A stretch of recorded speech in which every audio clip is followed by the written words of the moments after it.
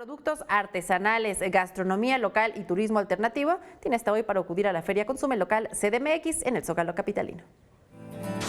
Diferentes ejemplos de la pluralidad cultural de la Ciudad de México, compuesta por los pueblos originarios y de las comunidades indígenas que eligieron la capital como su nuevo hogar, se dieron cita en el Zócalo capitalino.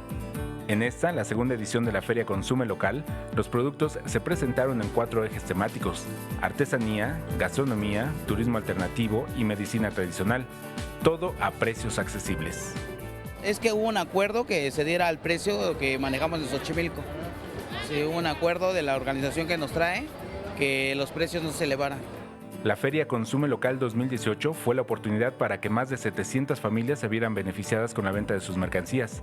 Participaron 767 expositores, 162 de gastronomía, 300 artesanos, 216 productores agropecuarios, 45 de medicina tradicional y herbolaria, así como 44 de turismo alternativo y cultural. Sí, aquí lo que buscamos es precisamente que los productores ofrezcan directamente sus productos a la población, aquí a los habitantes de la Ciudad de México, sin ningún tipo de intermediación, que se hagan lo que llamamos nosotros cadenas cortas agroalimentarias, en las cuales los productores están directamente en contacto con los consumidores. La oferta cubrió un amplio abanico desde los productos derivados del amaranto, la miel, nopal, maíz, así como dulces cristalizados, plantas ornamentales y hierbas aromáticas, además de los servicios de las tradicionales curanderas, quienes hacían desde limpias hasta curaciones de empacho o de mal de ojo.